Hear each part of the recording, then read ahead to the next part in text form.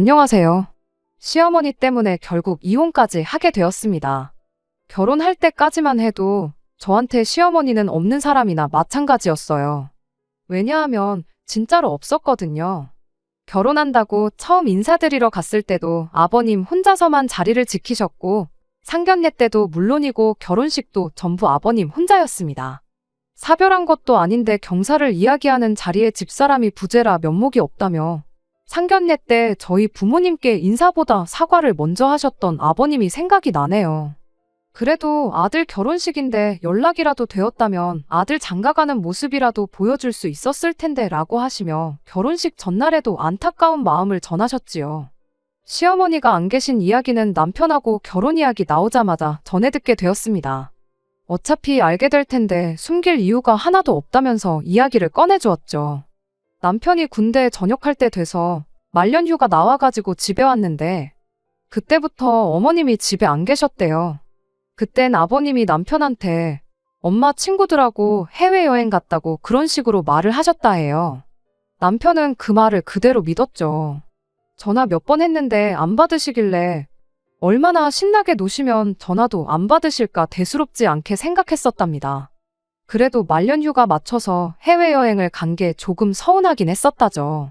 암만 휴가 마치고 부대 복귀해서 일주일도 안 지나서 전역이 예정되어 있다지만 그래도 14박 15일 모처럼 길게 나온 휴가인데 엄마가 해준 집밥도 먹고 싶었고 자기도 자기 나름대로 가족여행 계획도 세우고 있었다고 해요.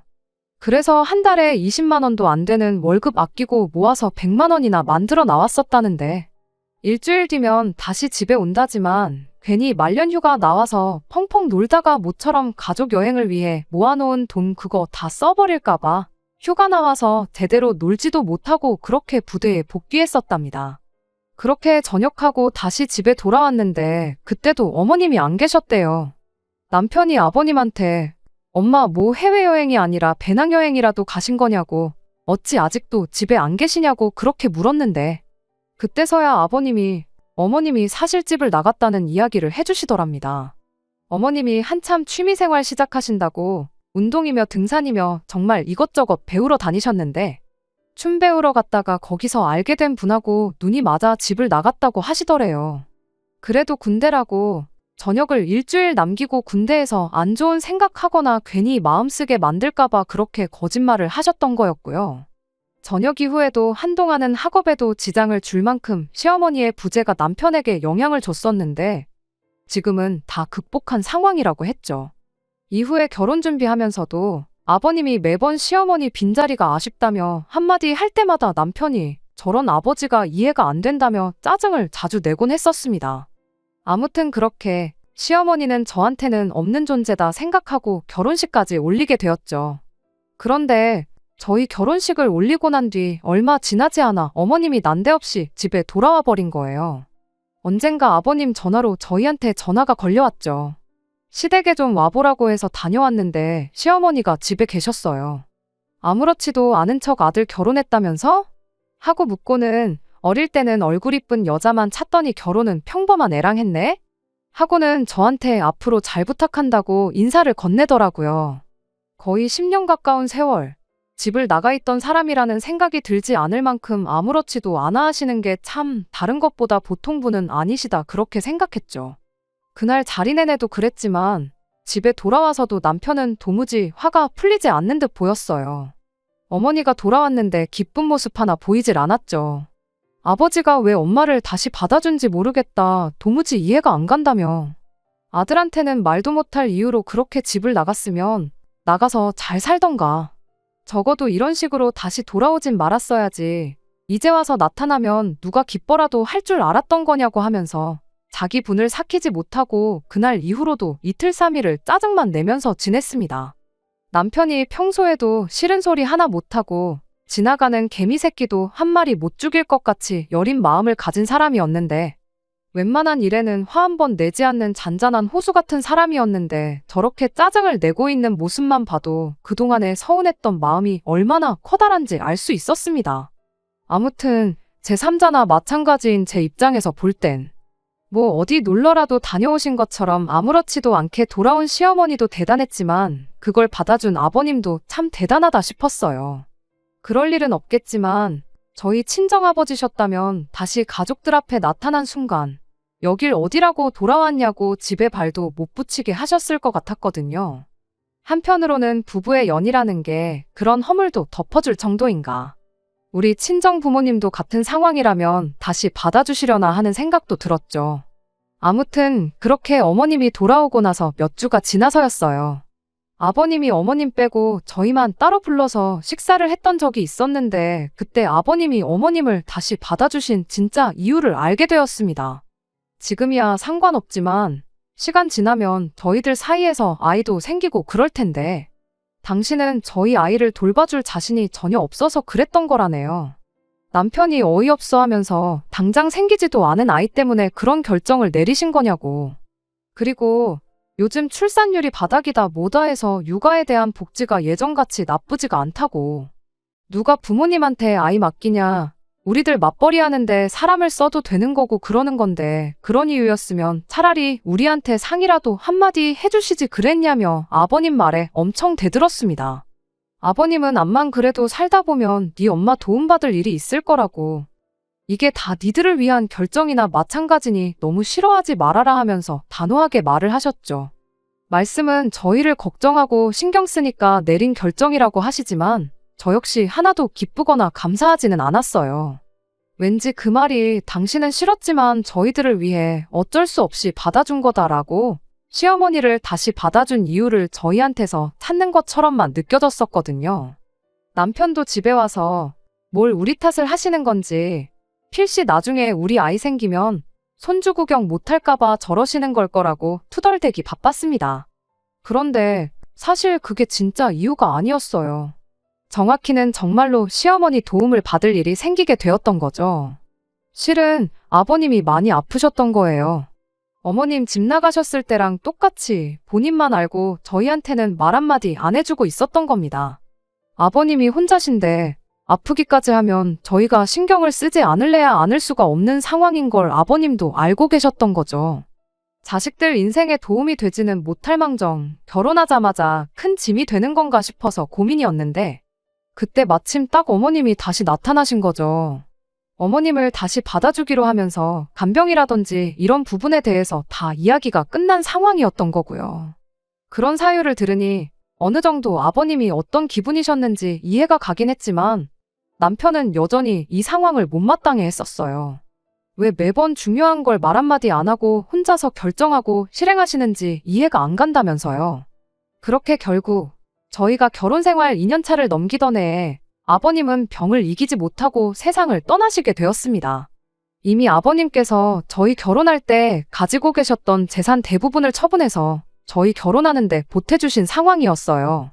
아버님 앞으로 남아있던 재산은 어머님 앞으로 전부 돌아가게 되었지만 덕분에 그게 그렇게 많은 편은 아니었습니다. 남편은 아버님이 돌아가시고 나서 어머님한테 찾아가 이렇게 말을 했어요. 아버지도 돌아가셨고 다시 자유의 몸이 되신 거니 어머니 하고 싶은 대로 사시라고요. 겉으로 듣기에는 어머님 마음 가는 대로 살라는 배려 섞인 말처럼 들렸겠지만 사실 그건 연을 끊자는 소리나 마찬가지였습니다. 어머님 앞으로 돌아간 재산도 있으니 그 돈으로 혼자 지내라는 말이나 마찬가지였죠. 평소에 조용하고 착한 사람이 화가 나면 무섭다잖아요. 어떻게 저렇게 독한 말을 할 수 있나 싶었죠. 부모 자식 간의 연이라는 게 어지간해선 끊어내기 힘든 거라잖아요. 게다가 아버님 돌아가신 지 얼마 되지도 않았던 시기라 어머님도 나름 힘든 부분이 있을 수도 있다 생각했죠. 아무리 다른 사람 만나 중간에 공백이 길다 하더라도 이혼을 하셨던 것도 아니고 반평생을 부부로 지낸 아버님이 돌아가신 거잖아요. 아버님이 결혼 생활하는 동안 어머님을 얼마나 서운하게 해서 그런 결정을 내리셨다 한들 다시 잘 지내보겠다고 돌아오신 분인데 남편이 세상을 떠나자마자 자식이 와서 배려해주는 척 연 끊고 살자는 말을 꺼내고 있으니 어머님도 충격이 크지 않을까 그런 생각이었죠. 하지만 그렇다고 해서 제가 중간에 나서서 두 사람 사이를 다시 붙여놓거나 그럴 생각은 추호도 없었습니다. 그거야말로 오지랖이라고 생각했으니까요. 그저 어머님과 다시 연을 끊고 지내는 게 남편의 뜻이라면 저도 그 뜻을 묵묵히 따라가는 게 제가 할 수 있는 최선이라 생각했어요. 그리고 마음 한편에서는 솔직히 조금 다행이다 싶은 생각도 있었습니다. 없다고 생각했던 시어머니가 다시 생긴 것도 놀라운데 혹시나 모시고 살아야 하는 건 아닐까 싶은 걱정 또한 내심 제 마음 깊은 한구석에 있었거든요. 그런데 남편이 저렇게 나서서 어머님께 단호한 태도를 보여주니 오히려 안심이 되었을 정도였습니다. 하지만 피는 물보다 진하다는 말이 괜히 있는 말이 아닌 것 같아요. 결국 중요한 순간에 와서 남편은 어머니를 모시고 사는 길을 택했거든요. 아버님이 돌아가시고 나서 남편이 어머님께 그런 말을 전하고 실제로 한동안 시어머니는 저희들 앞에 나타나기는커녕 전화 한 통 없으셨어요. 이따금씩 친정 식구들과 함께하는 자리를 가지면 남편이 이제 저는 장인 장모님을 제 부모님이라 여기고 살겠다. 앞으로 자식처럼 효도하겠다는 식의 표현을 자주 했었는데 저희 부모님께 잘하겠다고 그러는 게 고마운 마음도 있었지만 한편으로는 저 사람 마음이 많이 심란하겠구나 싶은 생각도 같이 들었습니다. 아버님은 돌아가셨지만 어머님은 멀쩡히 살아계시는데 자기 입으로 이제 양친이 다 안 계신 거나 마찬가지다 하고 있는 그 마음이 도저히 가늠이 되지 않았죠. 그러던 중 연락 없이 지내던 시어머니가 저희 집에 짐을 싸들고 찾아왔어요. 그날의 일은 아직도 어제 일같이 생생히 기억이 나네요. 아버님 돌아가시고 그렇게 거의 반년 가까이 시어머니하고는 연락도 한 통 없이 지냈었어요.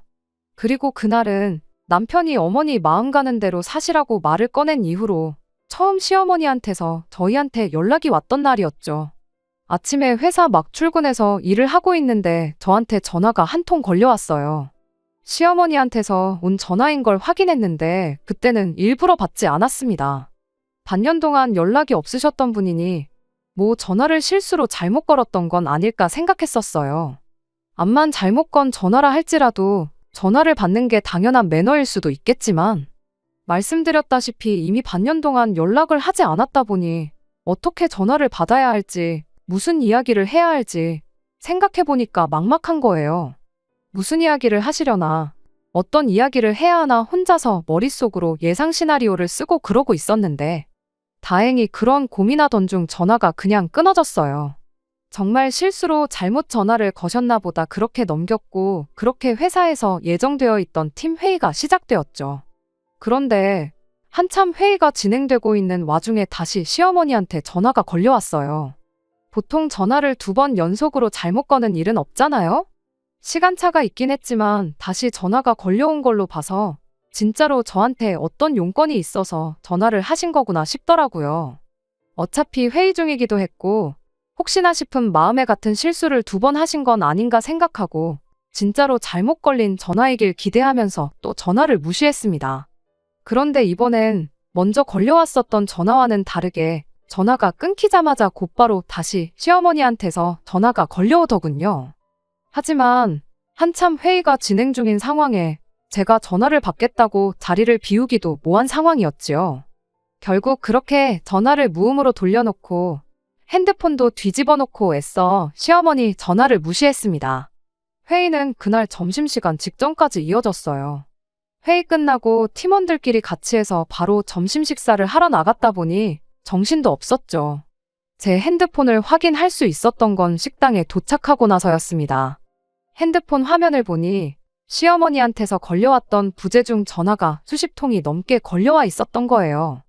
보니까 톡도 수십 개가 와 있길래 톡부터 확인했더니 시어머니가 집 비밀번호가 뭐냐고 묻는 질문이 전부였어요. 지금 집 앞인데 비밀번호가 뭐냐고 처음에는 용건을 자세하게 적으셨는데 나중 가선 비밀번호 뭐냐 비밀번호 점점 짧아지더니 야, 내 전화 왜 안 받냐 일부러 무시하는 거 다 한다 전화 받아라 하면서 점점 심각한 말들이 이어졌죠. 마지막엔 연연거리면서 18, 28 요까지 잔뜩 써서는 내 전화 지금 무시하는 거냐는 톡으로 도배가 되어 있었습니다. 세상 둘도 없이 상냥하게 물어오셨다고 해도 비밀번호를 알려달라 그러면 그러고 싶지 않았겠지만 그런 식으로 욕까지 먹은 상황이다 보니 더더욱 알려주고 싶지가 않았어요. 자이든 타이든 전화 한 통 안 받았는데 그런 소리 듣고 전화까지 드려서 집 비밀번호까지 알려줄 이유가 하나도 없다고 생각했습니다. 그래서 그냥 이왕 무시하고 다 씹어버린 거 아예 무시하기로 결정을 했어요. 그리고 남편한테도 톡 하나 보내놨어요. 어머님이 난데없이 전화해서 집 비밀번호를 물어봤다고요. 그때가 점심시간이었다 보니 평소 같으면 톡을 보내기 무섭게 칼같이 답장을 보냈을 남편이었는데 그날따라 대답이 없는 게 점심시간에 쉬지도 못할 만큼 회사 일이 바쁜가 보다 그렇게 생각하고 말았죠. 그렇게 일 마치고 집에 오는 길에 혹시나 문득 시어머니가 아직도 집 앞에서 저를 기다리면 어떡하지 살짝 걱정이 되었습니다. 이제서야 확인한 척 전화를 드려야 하나 싶다가도 아직도 집 앞에 있는 상황의 비밀번호를 알려드리면 집에 들어가 계시는 거 아닌가 5만 가지 생각이 다 들더라고요. 결국 시어머니한테 그 어떤 연락도 하지 않고 집에 도착을 했어요. 엘리베이터 문이 열릴 때 얼마나 긴장이 되는지 가슴이 다 콩닥콩닥거리는 소리가 제 귀에 다 들릴 지경이었습니다. 하지만 다행히 집 앞에 아무도 없었어요. 안심하고 현관문 열고 집에 들어왔는데 현관문 열자마자 깜짝 놀라서 저도 모르게 소리를 다 질렀습니다. 시어머니가 이미 집 안에 들어와 있었거든요. 마치 이 집이 당신 집인 것 마냥 거실 바닥에 떡하니 옆으로 기대 누워선 TV를 보고 있었어요. 문 열리는 소리에 고개를 살짝 돌려서 제가 들어온 걸 확인하고는 너는 왜 애가 전화를 안 받냐고 짜증부터 내더군요. 묻는 말에 대답은 안 하고 시어머니한테 대번에 집에는 어떻게 들어오셨냐고 물어봤어요. 시어머니가 뭘 어떻게 들어오냐고 문 따고 들어왔지 한마디 하더니 이 집이 뭐 네 혼자 사는 집이냐고 내 자식도 사는 집인데 당신이 들어오려면 못 들어올 게 어디 있겠냐는 겁니다. 그러곤 지난 일 가지고 나도 며느리랑 기싸움 하기는 싫고 배고픈데 저녁이나 차려보라고 한마디 하고는 다시 고개를 까딱 돌려서 TV를 다시 보기 시작했죠. 그제서야 평소에도 칼같이 제 톡에 답장을 해주던 남편이 아무 답장도 없었던 이유가 뭔지 알겠더라고요. 하지만 남편이 설마 어머님한테 집 비밀번호를 이리도 쉽게 알려드릴 거라고는 생각도 못해서 그저 이 상황이 더더욱 당황스럽기만 할 뿐이었습니다. 밥이나 차려오라는 시어머니 말을 뒤로 한 채 그 길로 방으로 들어가 남편한테 전화를 걸었어요. 남편이 제가 퇴근해서 이 상황을 모두 알고 전화를 했다는 걸 눈치챈 건지 이번엔 전화 걸기가 무섭게 바로 전화를 받더라고요. 아무 말 한마디 안 했는데 대번에 저한테 미안하다고 회사 일 때문에 정신없는데 자꾸 전화하는 통에 어쩔 수 없이 알려드릴 수밖에 없었다고 거기에 제가 전화를 안 받는다며 제 욕까지 하셨다는데 달리 방법이 없었대요. 이미 들어와 버린 사람을 내쫓아 버릴 수도 없으니 일단은 알겠다고 했습니다. 그렇게 전화를 끊었는데 시어머니가 방문을 벌컥 열고는 너는 밥을 주방에서 차려야지 안방에서 차리냐며 또 싫은 소리를 쏟아내기 시작했어요. 정말 환장하겠더라고요. 일단 시어머니한테 남편도 오는 길이라고 하고 지금 집에 먹을 것도 뭐 없다고 일단 나가서 식사하자고 했어요. 그리고 옷을 갈아입으려 옷방에 들어갔더니 한숨밖에 나오지 않대요. 이미 시어머니가 커다란 가방 2개의 짐을 잔뜩 싸우셔서는 저희 옷방 한 구석에 당신 짐까지 다 풀어놓은 상황이었어요. 이게 그냥 놀러 오신 게 아니라는 건 그것만 봐도 알 수 있었죠. 이윽고 남편이 퇴근해서 집에 돌아오게 되었고 그 길로 바로 식사부터 하자고 시어머니를 데리고 나가 밖에서 식사를 했습니다. 식사하면서 남편하고 제가 조심스럽게 물어봤어요. 난데없이 저희 집에는 어쩐 일로 오신 거냐고요. 시어머니는 세상 당당하게 대답하셨죠.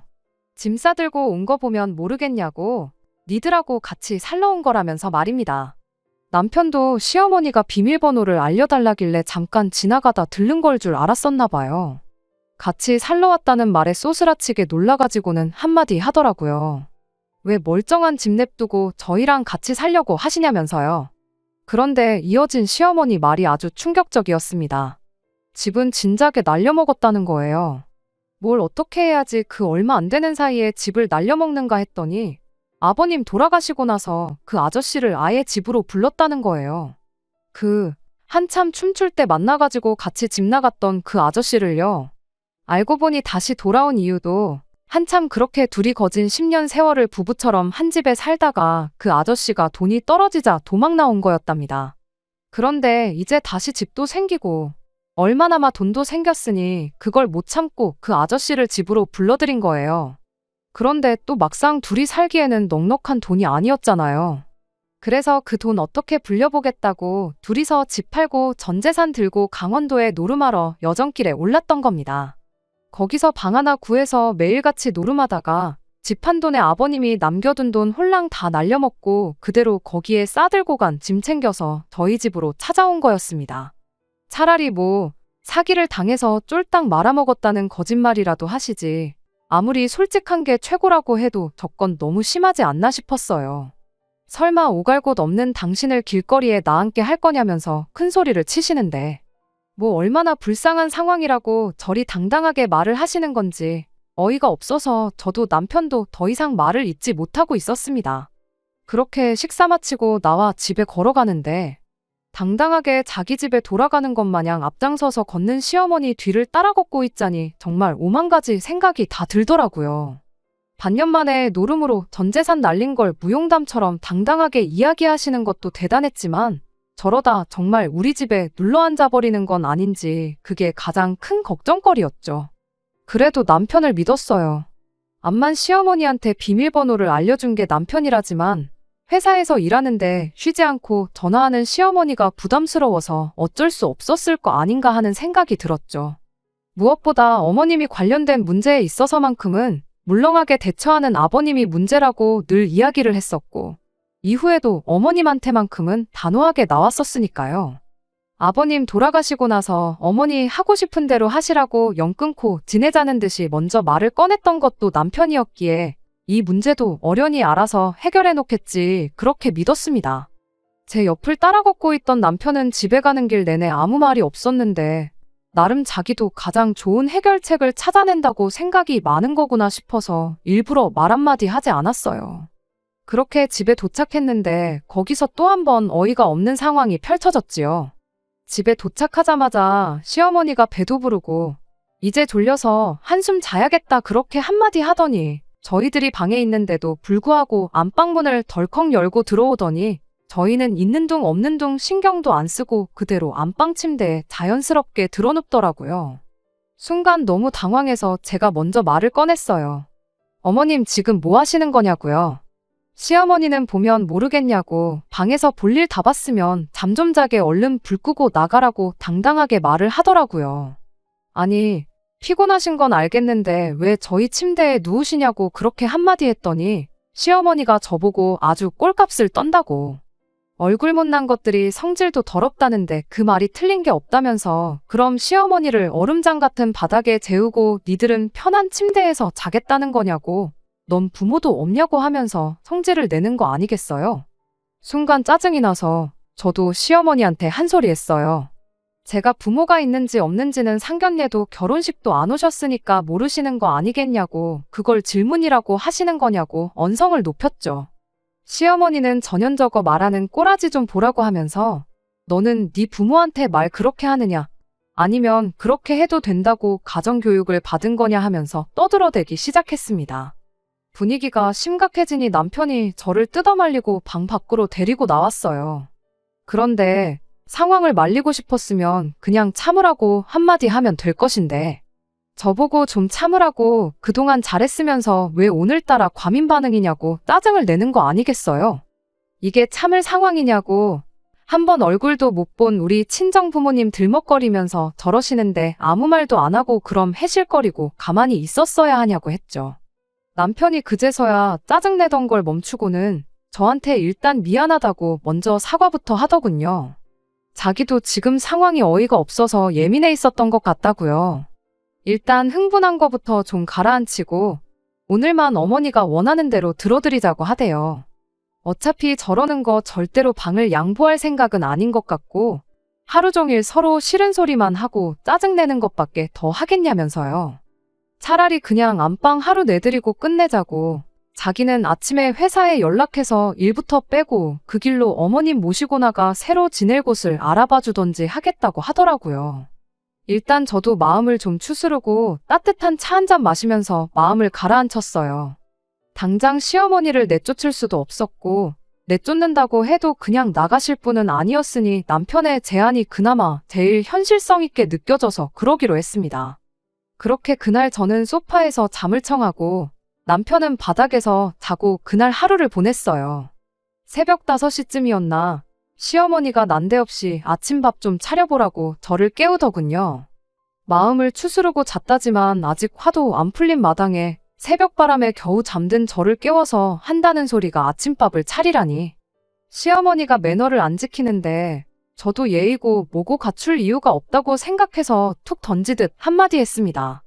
냉장고에 반찬 있고 밥솥에 전날 아침에 해놓은 밥 있으니까 알아서 드시라고 말하고 그대로 다시 잠을 청하려고 들어누웠죠.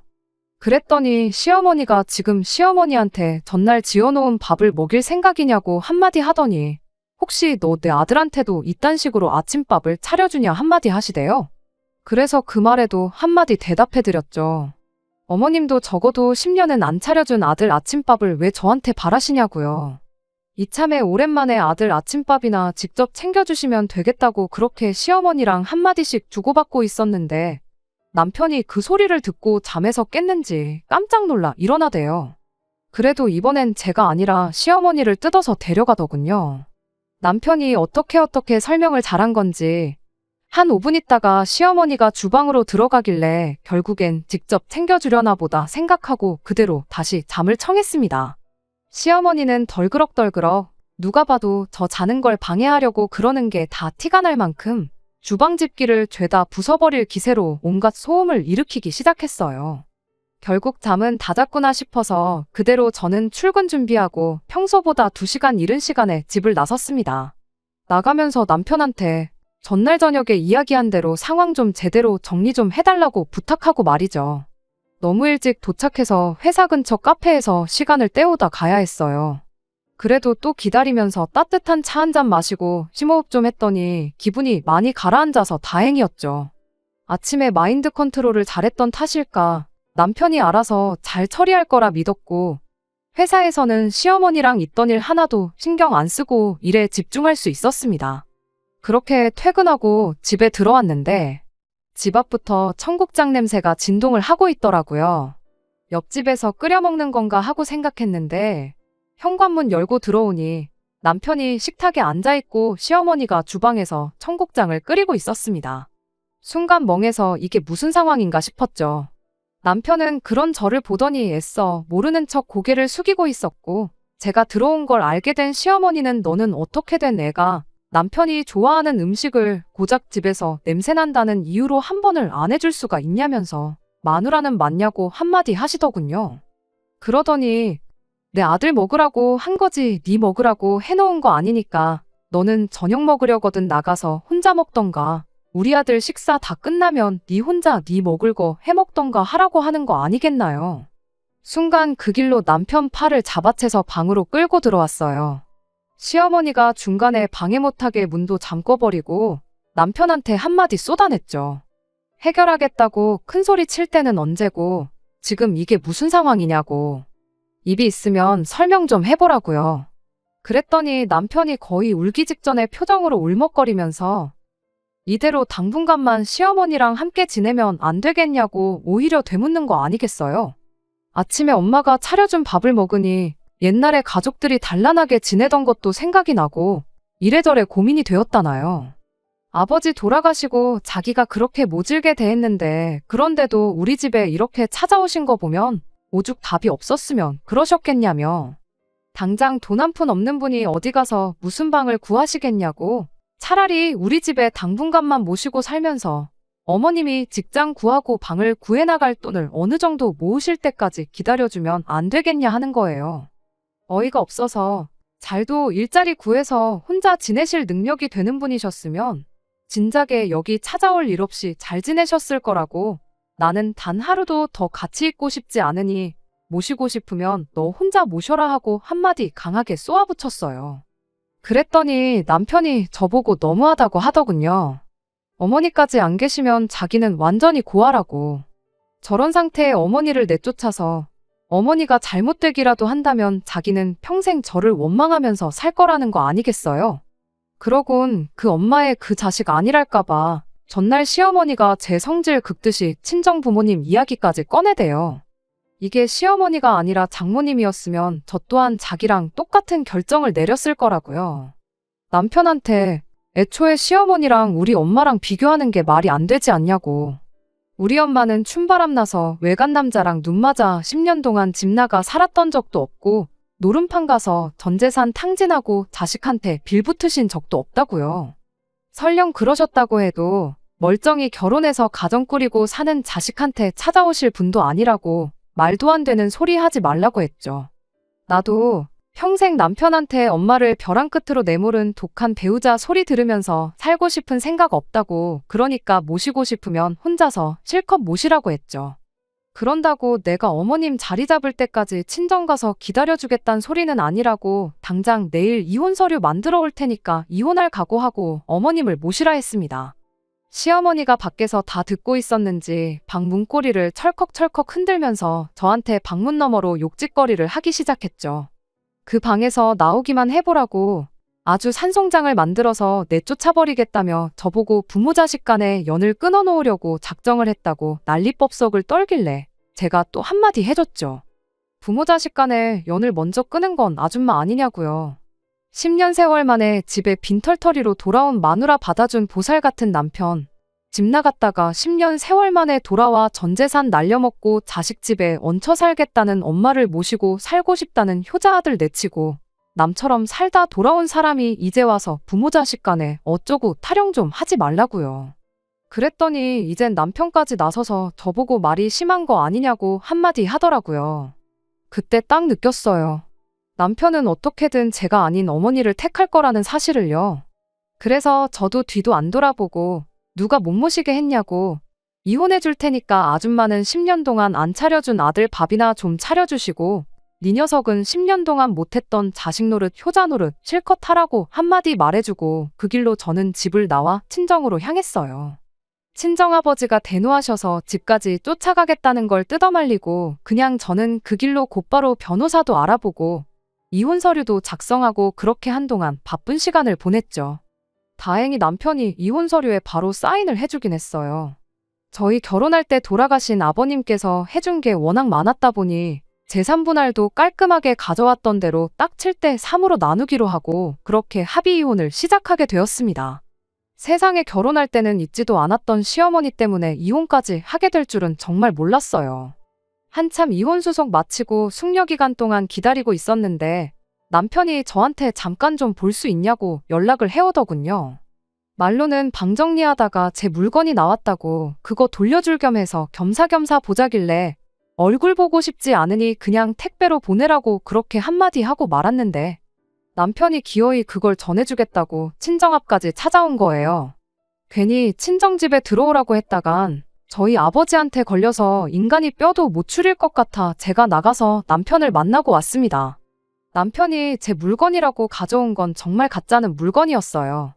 결혼할 때 커플 잠옷이라고 같이 맞춘 잠옷이었는데 일부러 두고 온 거라고 가져갈 생각 없고 친정집 아파트 경비실 근처에 헌옷수거함 있으니 집에 갈 때 거기서 알아서 버리고 가라고 그렇게 한마디 했죠. 그랬더니 남편이 그래도 우리 추억이 담긴 물건인데 어떻게 그렇게 버릴 수 있느냐고 하는 거 아니겠어요? 목소리도 깔고 분위기 잡는 게 뭔가 심상찮아 보였는데 아니나 다를까 잠옷은 일부러 옛날 생각나게 하려고 가지고 온 거였다는 걸 알게 되었어요. 조금이나마 좋았던 때 생각나게 만들어서 다시 합치자는 말에 그러자고 대답하게 만들 요량으로 말이죠. 시어머니는 어떻게든 쫓아낼 테니 다시 합치자길래 무슨 바람이 불어서 마음이 바뀌었냐고 제가 되물었어요. 하지만 남편은 끝까지 이유를 말해주지 않았습니다. 그래서 저도 남편을 떠보듯 이유를 모르고서 또 언제 뒤통수 맞을 줄 알고 당신하고 다시 합치겠느냐고 조금 여지를 주듯이 대답을 했죠. 그랬더니 남편이 그 말에 넘어가 진짜 이렇게 된 이유를 술술 털어놓더라고요. 저희가 이혼 서류 접수하고 나서 한 달 정도 지났을 때였는데 퇴근하고 왔더니 집에 웬 모르는 사람이 있더랍니다. 강도라도 들은 줄 알고 깜짝 놀랐는데 그게 아니라 그 사람 바로 최초의 시어머니를 집 나가게 만들었던 장본인이자 이후에도 아버님이 남겨놓은 재산을 반년 만에 노름으로 죄다 털어먹은 그 아저씨였다네요. 시어머니가 남편 출근한 사이에 그 아저씨라는 인간을 집에다 들인 거였죠. 그 길로 두 사람이 안방 차지해서 집주인 행세를 하고 있다 하고 남편이 벌어온 돈으로 놀러 다니느라 엄마 집밥은커녕 당장 생활비도 모자라서 편의점 도시락 먹으면서 끼니를 때우고 있대요. 그제서야 자기가 순간의 정에 이끌려 잘못된 판단을 했다는 걸 알게 되었다는 거예요. 다행히 아직 숙려기간이 끝나지 않아 아직 우리가 법적으로 혼인 중인 상태고 집 또한 아직 우리 집이니 저보고 같이 가서 그 두 사람 좀 내쫓아 달라는 소리나 마찬가지였죠. 암만 사랑해서 결혼했다고 한들 온갖 꼴을 당하고 이혼까지 하게 되었다 보니 남아있는 정이라곤 눈꼽만치도 없는지 그 말에 안쓰럽다기보단 꼴 좋다는 생각밖에 들지 않았습니다. 그래서 남편한테 미쳤냐고 내가 왜 내 발로 그 집에 다시 들어가겠냐고 한마디 했죠. 당신 말 맞다나 수중에 돈 한 푼 없는 인간들을 그것도 둘씩이나 무슨 수로 그 집에서 내쫓을 거냐고 했죠. 그 아저씨라면 모를까. 어머님을 모신 건 당신이니 내쫓으려면 아마 소송까지 불사해야 할 거라고요. 그냥 차라리 잘 된 거라 생각하고 살라고 말했어요. 어머님까지 없으면 천혜고아가 된다고 하지 않았냐고. 그런데 이제 다시 아버지까지 생긴 느낌 아니냐고요. 결혼 생활과 부모 중에 당신이 선택한 건 어머님이지 않냐. 10년 동안 못했던 효자 노릇 이번 기회에 실컷 하라고 한마디 해주고 자리에서 일어났네요. 남편이 제 마음을 돌려보겠다고 가져왔던 커플 잠옷도 그냥 제가 들고 나와서 집에 돌아가는 길에 헌옷수거함에 쑤셔받고 왔어요. 그 잠옷이 뭐겠냐마는 더 이상 남편하고 엮인 거 하나 없이 제 손으로 모든 걸 끊어버린 것 같아 마음이 한결 후련해지더라고요. 결국 시간이 지나 숙려기간도 끝나게 되었고 저희는 진짜 남남이 되었습니다. 순간 효자 노릇 한번 하려다가 떼지도 못할 혹 하나 더 생긴 건데 이거야말로 자업자득 아니겠나요? 아무튼 팔자에도 없었던 시어머니가 갑자기 생겨서 하마터면 제 인생까지 같이 꼬일 뻔했는데 암만 이혼녀 딱지를 달았다고 한들 남은 인생 꼬이는 것보다 이 편이 훨씬 나은 것 같습니다. 끝까지 들어주셔서 감사합니다. 오늘의 사연은 여기까지입니다. 구독과 좋아요, 알람 설정 부탁드리고 더 좋은 사연으로 다시 찾아뵙겠습니다. 감사합니다.